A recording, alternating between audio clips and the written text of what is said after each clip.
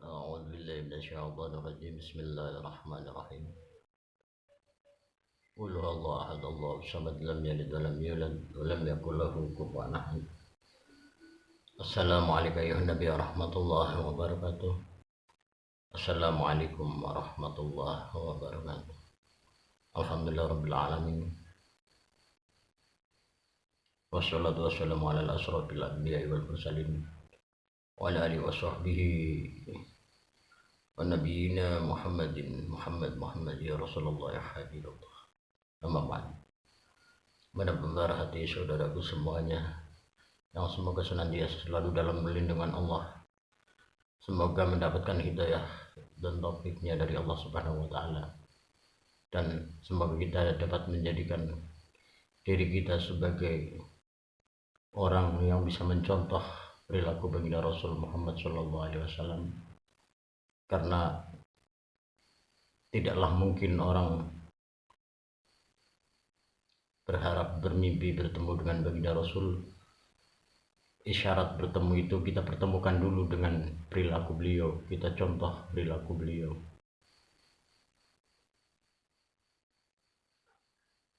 Pertemukan perilaku kita dengan perilaku beliau, kita usahakan untuk mencontoh beliau. Pada kesempatan kali ini saya mau menceritakan atau menggambarkan tentang hijab ya.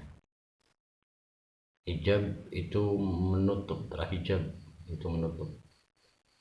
Dalam mayoritas orang berhijab itu pakai kerudung ya, atau menutup pakai kopiah. Sedangkan hijab, barang siapa yang berhijab maka Allah akan membukakan hijabnya. Tapi barang siapa yang membuka, Allah akan menutup. Dalam artian gambaran puasa ya. Puasa itu berhijab. Cuman dalam zahiriyahnya, syariatnya, puasa itu menutup lisan kita dari konsumsi makanan. Tapi dalam hijab, jadi dalam artian hijab, contoh orang memakai kopiah itu asluh kopiah ya, sudah pantas ditutup kepalanya pakai kopiah ya, karena sudah dikupiak itu kata orang Jawa ya. Terus sarung itu syar'i ya, dalam artian sudah pantas ditutup auratnya karena sudah tidak berani membuka aib orang lain. Sandal asluhu bakyak, karena kalau kita lepas sandal kita ingat mati. Kita harus ingat mati, menginjak tanah kita akan dimasukkan ke dalam tanah. Kita jangan pernah bangga masih bisa didengarkan kata-kata kita oleh orang lain. Itu dikarenakan Allah masih menutup aurat kita. Jika Allah sudah tidak lagi menutup aurat kita, seperti gambaran sudah tidak sadar apabila dalam keadaan telanjang, siapa yang mau mendengarkan kata-kata kita, yang mau mendengarkan kita berbicara? Hijab pun demikian. Dalam arti hijab, orang itu menutup dari membuka aib orang lain dan tidak berani berkata-kata yang kotor, kata-kata jorok, mana kata-kata yang kalimat yang pantas diobrolkan di umum, mana yang tidak, harus bisa membedakan. Dan hijab itu sangat penting buat kita, karena barang siapa yang berhijab, Allah akan membukakan. Barang siapa yang membuka, Allah akan menutup. Dalam hijab ada istilah puasa bisu dalam hijab. Dalam hijab Kesempurnaan hijab itu 25, tapi tidak ada yang sanggup menjalankan sampai 25. Kadang ada kalanya nggak kuat, kadang akan berpengaruh pada kejiwaan seseorang. Tapi kalau hijab, barang siapa sanggup berhijab, maka dengan sendirinya Allah akan memberikan dan menjadikan kelebihan dari hijab. Hijab itu kita menjaga dari kalimat-kalimat yang merusak roh kita. Apa yang kita keluarkan dari lisan kita itu yang keluar, kita katakan, kita ucapkan kalimat-kalimat yang tak bermanfaat, bahasa kotor, bahasa hinaan, kata-kata yang mubah, itu hakikatnya jadi konsumsi buat roh kita. Seringkali kita berkata, mengeluarkan kalimat-kalimat yang tidak pantas. Kita tidak bisa membedakan mana yang pantas kita keluarkan. Maka silahkan berbicara kalau itu bermanfaat dan berguna dan menjadikan sebuah manfaat bagi saudara kita. Tapi jangan banyak bicara jika itu tidak ada manfaat dan hanya membawa madarat buat semua saudara-saudara kita. Hijab itu, kalau orang berhijab, dia insya Allah sudah bisa membedakan mana yang pantas diobrolkan. Pantaskah dia membuka aib orang lain? Sedangkan arti syar'i itu sarung, itu sudah pantas ditutup auratnya. Maka Sayyidina Ali karramallahu wajhah, dia termasuk orang yang bahkan tidak pernah melihat auratnya sendiri.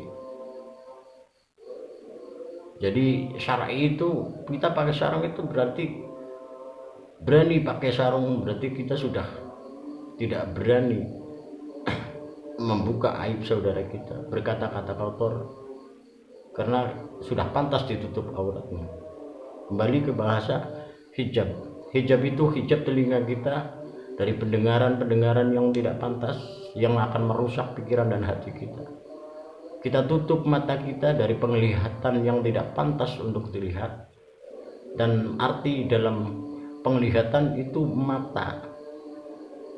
Jangan pernah memandang rendah orang lain. Jangan hanya melihat dari sisi dohir.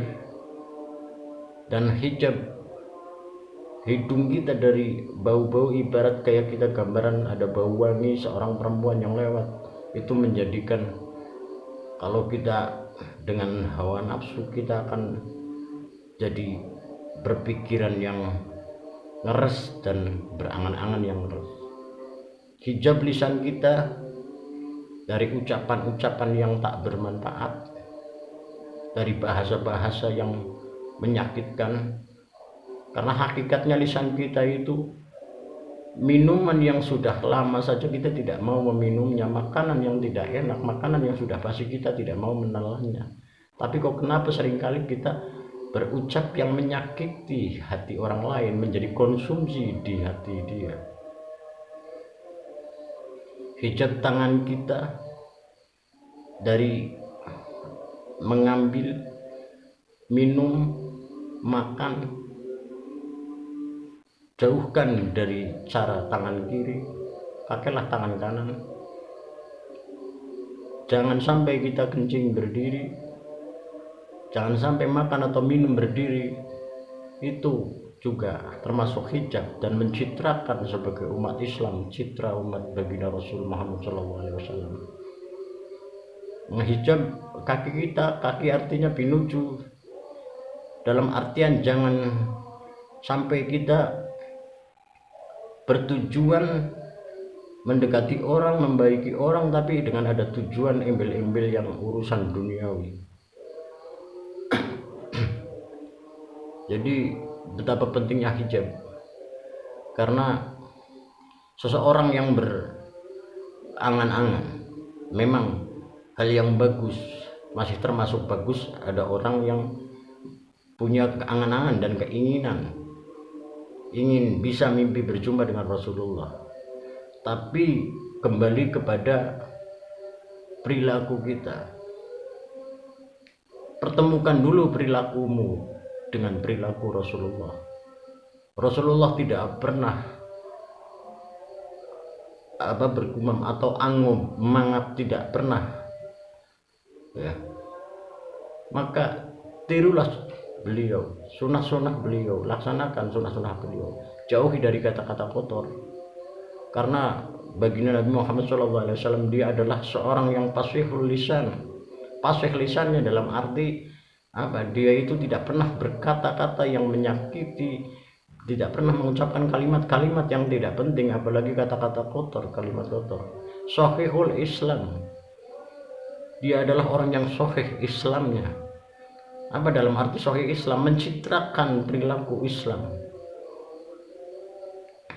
Sayyiduna Syiratullahi, dia adalah jembatan ketauhidan untuk menuju kepada Allah Subhanahu wa Ta'ala. Jadi dalam kehidupan ini, apabila kita ingin selamat, usahakanlah untuk menjaga dari kata-kata yang tidak penting, kata-kata yang mubah, obrolan-obrolan yang jorok. Semua ada tempatnya. Kapan saatnya kita harus berbicara yang bagaimana, apalagi kok sampai kita selalu menggunjingkan orang lain. Karena menghijab itu termasuk dari menggunjingkan orang lain. Jauhi dari menggunjingkan orang lain. Menghijab lisan kita dari kata-kata kotor, kata-kata yang tidak pantas, kata-kata mubah, dari konsumsi yang haram, dan dari ucapan yang menjadikan konsumsi hati orang itu menjadi tersakiti. Itu semua itu sebagian dari berhijab, ya. Berhijab itu karena yang datang dari telinga kita, datang dari mata kita, itu akan merusak hati dan pikiran kita.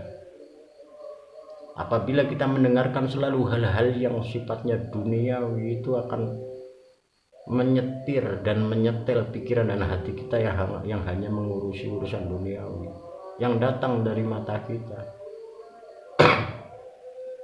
Apabila kita tidak bisa memilah dan memilih,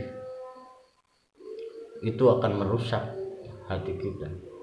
Orang yang selalu berusaha untuk dirinya untuk tidak melihat hal-hal yang akan merusak pikiran dan hatinya, itu orang-orang yang rumongso, ibaratnya rumongso kepada Allah. Karena apa? Merasa dia itu masih banyak hawa nafsu, masih tidak bisa menghindari hal-hal yang dilarang oleh Allah. Itu karena niat kita sebagai usaha untuk agar kita terjaga dari hal-hal yang merusak keimanan kita.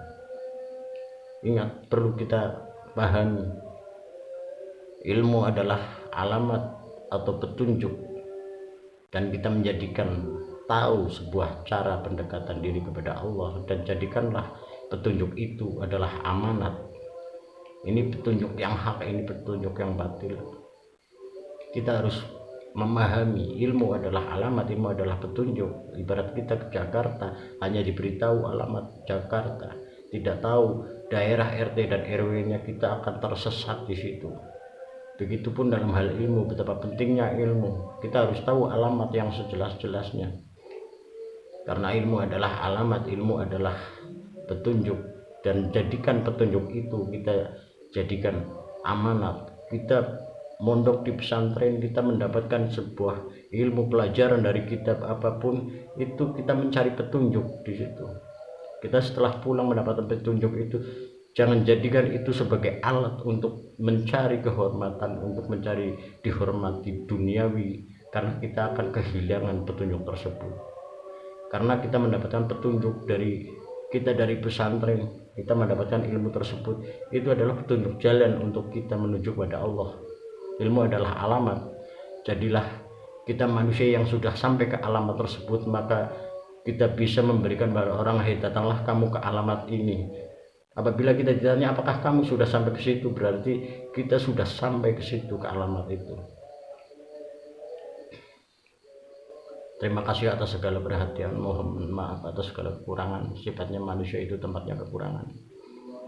Yang penting sebagai manusia, tugas kita adalah menyampaikan seperti dijelaskan dalam surat Al-Baqarah, la ikraha fiddin qad tabayyana ila rusydu dan seterusnya. Itu adalah penjelasan bahwa tugas kamu hanyalah menyampaikan dan jangan pernah tersinggung atau tersakiti apabila tidak diikuti, karena sudah menjadi hak mereka, urusan mereka sama Allah Subhanahu wa taala. Kamu tidak berhak untuk tersinggung, untuk merasa tidak terima. Karena apa? Kita menyampaikan itu atas kehendak Allah, atas yang semua hanya karena Allah. Jadi kita tidak ada hak untuk marah, karena tugas kita hanya menyampaikan. Karena pada suatu kisah baginda Rasul Muhammad SAW, seorang sahabatnya sedang sakaratul maut, meninggal di saat itu. Bertepatan juga di situ ada Abu Jahal. Karena baginda Rasul kasihan kepada saudaranya, kepada sahabatnya tersebut, dia selalu mengajak menyebut la ilaha illallah. Terus Abu Jahal mengatakan, jangan ikuti Muhammad, jangan ikuti kalimat-kalimat Muhammad. Berarti kamu akan meninggalkan agama turun temurun nenek moyang kita, agama yang telah dijaga oleh nenek moyang kita. Terus baginda Rasul mengajak untuk menyebut la ilaha illallah. Abu Jahal pun begitu, seterusnya lagi, dan akhirnya ada peringatan dari Allah, hai Muhammad, kau memang utusanku, kau memang penyampai, tapi ingat tugas kamu hanya menyampaikan, urusan hidayah itu datangnya dari aku. Itu Allah menegur seperti itu seorang Sayyidina Muhammad, baginda Rasul Muhammad SAW. Jadi adapun hidayah itu datangnya dari Allah, kita hanya menyampaikan. Yang penting kita selalu mendoakan semoga seluruh turunan Nabi Adam dan kita sebagai umat baginda Rasul doakan saudara-saudara kita agar mereka dibukakan akal sehatnya, dibukakan pintu hatinya menjadi orang yang mendapatkan hidayah dari Allah. Semoga Allah memberikan hidayah kepada kita semua, dan jangan pernah menjadi orang yang merasa sudah mendapatkan hidayah, karena itu akan menjadikan kita seorang yang sombong. Terima kasih atas segala perhatian, mohon maaf atas segala kurangan. Apabila ada salah-salah kata, mohon maaf, beribu-ribu maaf. Ya Allah, ya Rahman, ya Rahim, ya Allah, ya Rasulullah, ya Habib Allah, Muhammad ibn Abdullah, Muhammad ibn Abdullah, la ilaha illallah, Muhammad Rasulullah sallallahu alaihi wasallam, wa sallallahu ala sayyidina Muhammadin nabiyil karim, wa ala dzalika minas syahidin syakirin, alhamdulillahi rabbil alamin. Assalamualaikum warahmatullahi wabarakatuh.